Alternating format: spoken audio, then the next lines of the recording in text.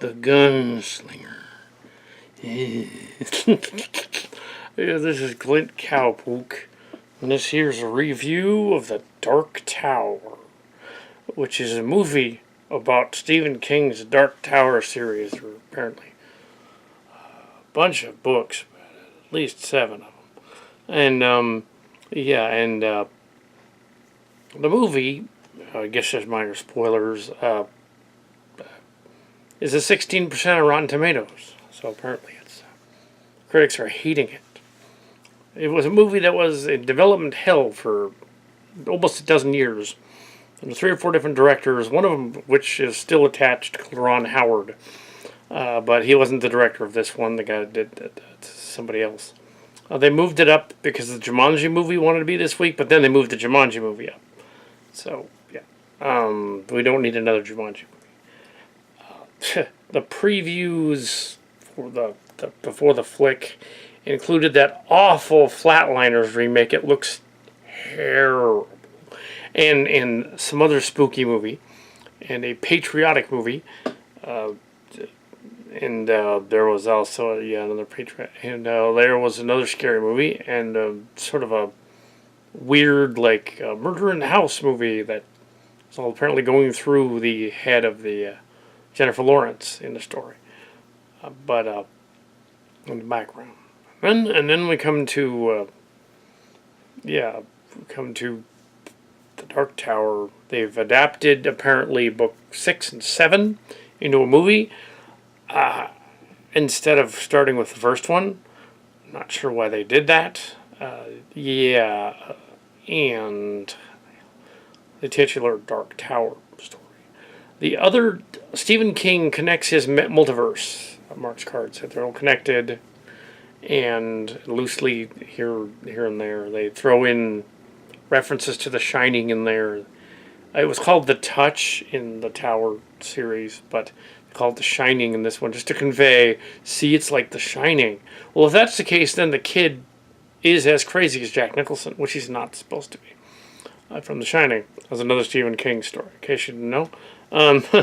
But no, it's not really. It's just vaguely connected. There's like this ethereal world. So basically, what King was doing with the series was there's this sort of like ethereal world where demons and monsters are, but it's not necessarily hell. It's like an ethereal world beyond the universe.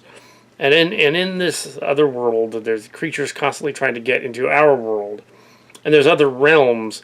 He wasn't necessarily thinking other planets. He was thinking realms, like world-building realms, like in a game, like in places. He wasn't thinking science fiction, really, but in this version, they make it sound more science fiction-y and make it more like Thor and the Thor legend with the Tree of Life with the different planets on it and wormholes to the other planets through gateways. They had to explain that. In the books, the gateways are just gateways, like doors.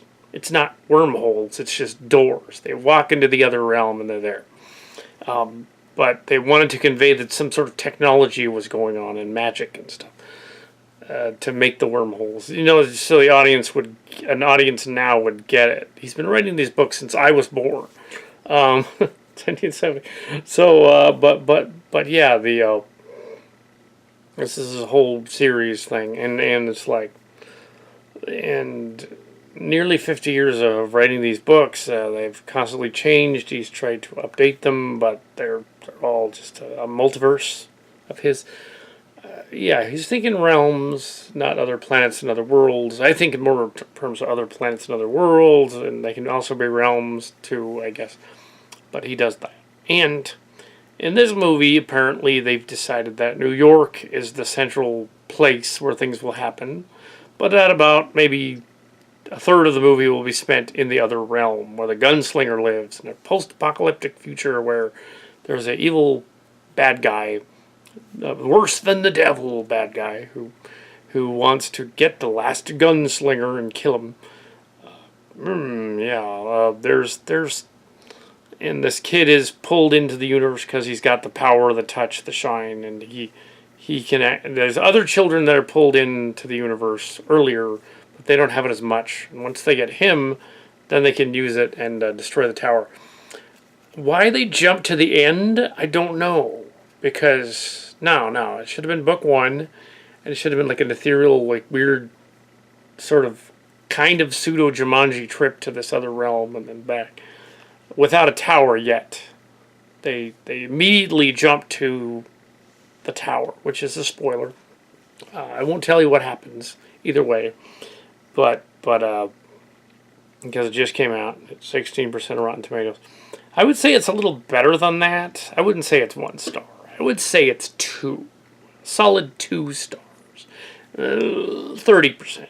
I would say. I'm always generous to sci-fi fantasy movies, yeah, the New York stuff, it's like he decided, the director or producer decided, let's do some New York stuff. Let's have these characters and this moody kid and the stepfather and the mother, and have him like having school troubles and sort of this story arc about him being maybe crazy because he's writing about these pictures and things, and these asylum guys want to take him away, but they're clearly the bad guys.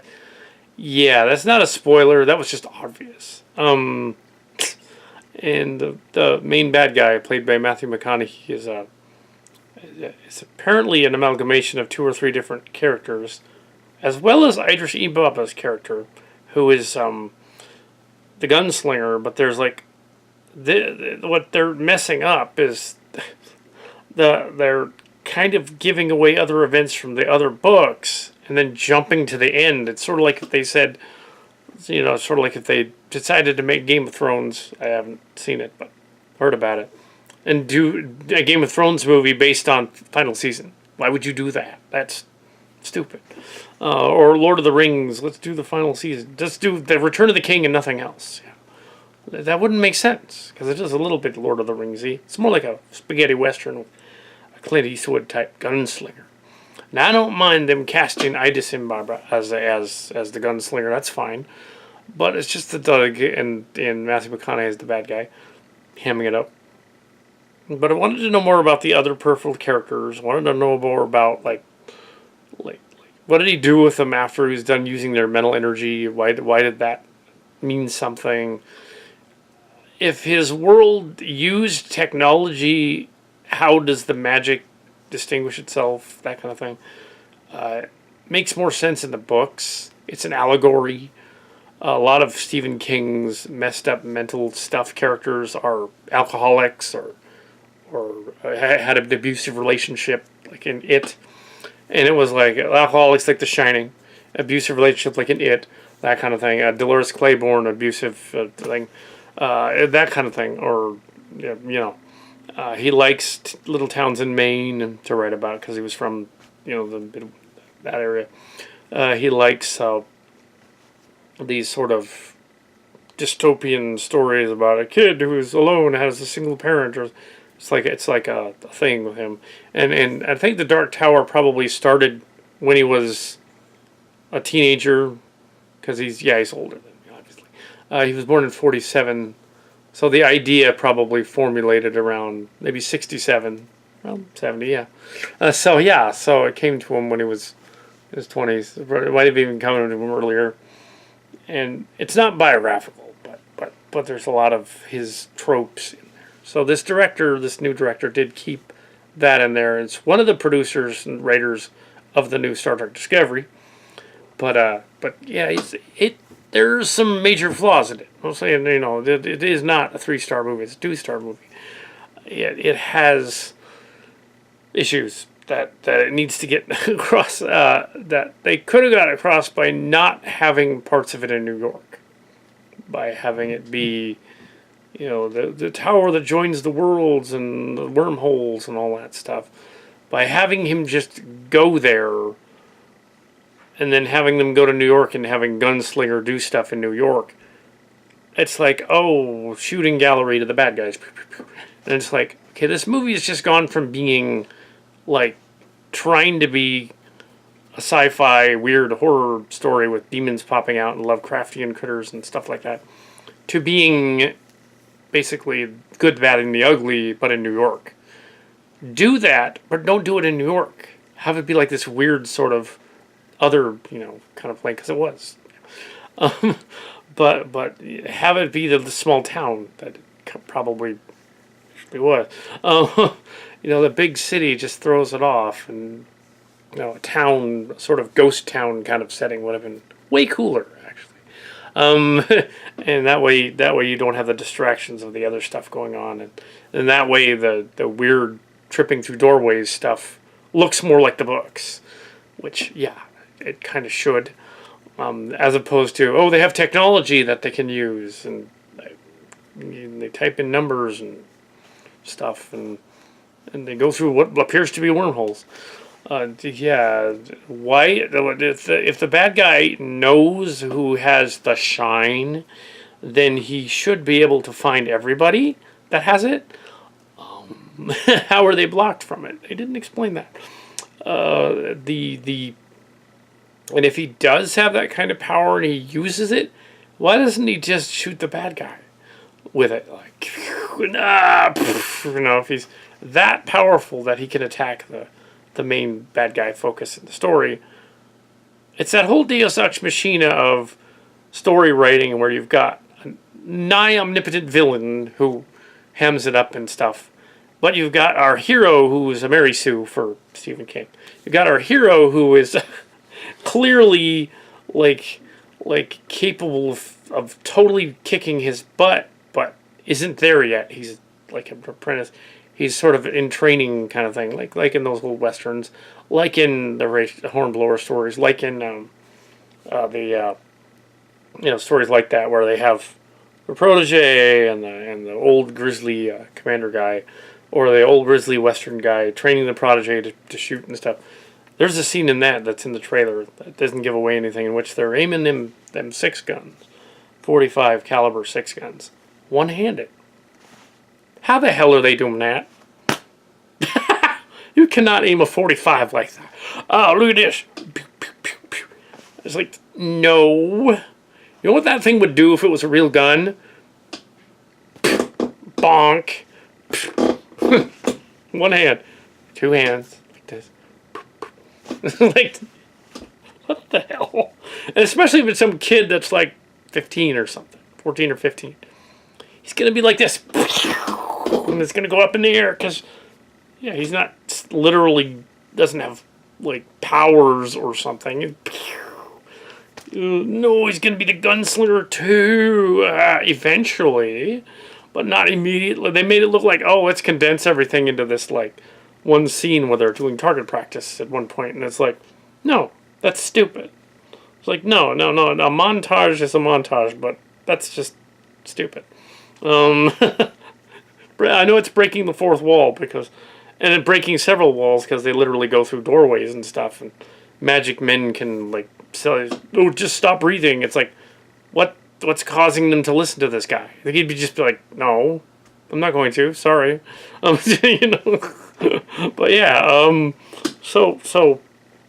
there's just a lot. I don't know. I think it's probably what's going on. It's the Beastmaster paradox or the He-Man paradox. Same kind of thing.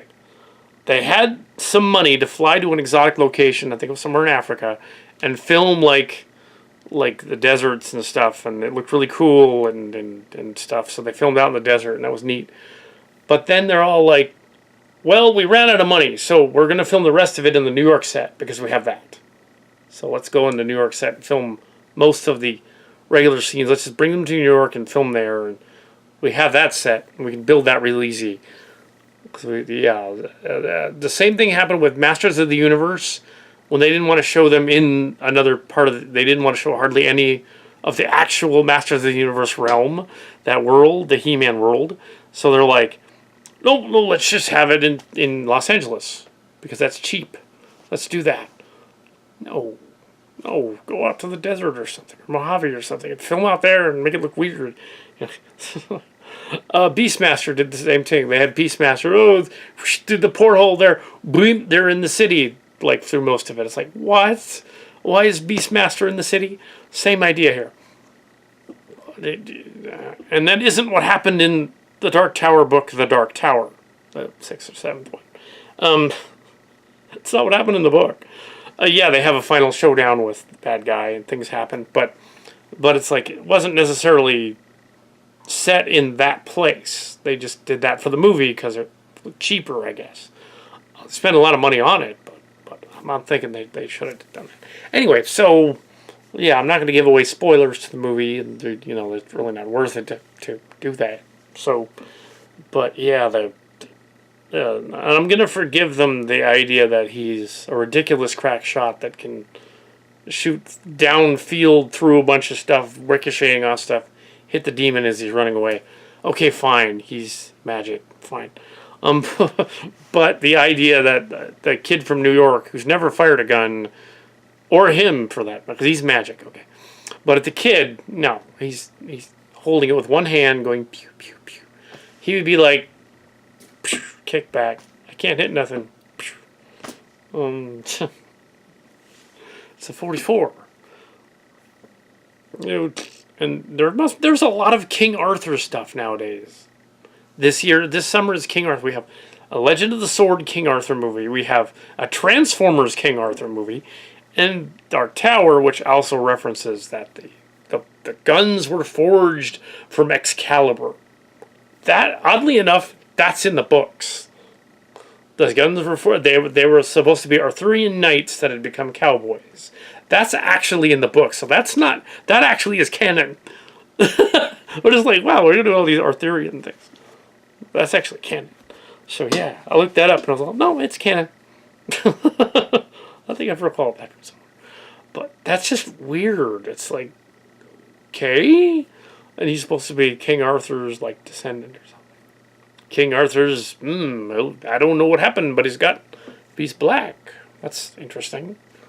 I guess he could be. I don't know. But yeah, he was the villain in Star Trek Beyond last year. But greetings. I have to make a correction to this review of the Dark Tower series. Apparently, New York is a common theme in the stories related to the later ones. So he's not sort of ripping off He-Man and Beastmaster and all that. It's more like the people that did Masters of the Universe, He-Man and Beastmaster were ripping off the Dark Tower. Because those stories that he thought of were actually from the 60s and 70s, like the first ones. And yeah, the trope of them putting them in the city, either for budgetary reasons in a Hollywood movie or putting them there in the city, the big city of New York, is that apparently, yeah, these other, it's an example of a reversed coincidence. It's also an example of effect preceding cause. So in some cases, but more or less, it's an example of TV tropes and ideas where the juxtaposition is a big city that's together and then a place that's post-apocalyptic. So a utopia to a dystopia. It's a classic trope. Maybe these other movies were trying to do that, but they were later than the first couple of Dark Tower books. So technically, they were ripping off Stephen King, or at least thinking along the same lines. So yes, New York is part of it. But in this movie, it was probably more of a budgetary thing. In this movie, they were probably thinking, well, we don't have enough money to film out in the vistas and all that. Film the other, 6 hours that would be in here to get to these other points. So we'll quickly just make up stuff they go to in New York to get to the other world. That is cheating. But the rest of it, nope, they did go to New York. They did. So anyway, now it's the end of the review. Okay, that's how I've got to clarify that out. Yeah, because I didn't read all of them. I just read some of them. Now I skimmed through to see if there was a collection, and I said, no, New York's in it. It shouldn't be in it yet, though. It's a little later in the series. They shouldn't have jumped ahead to the middle of the book series to do that. That's why it's off. Yeah, they just kind of mashed them in together, and they should have spent more time with developing what the gunslinger guy is, as opposed to, his meeting with the kid. Let's just show the kid first and then do this other thing. Okay, movie, yeah. I know you had to cram the whole thing into there, but all right. Sure. That's the end of the review.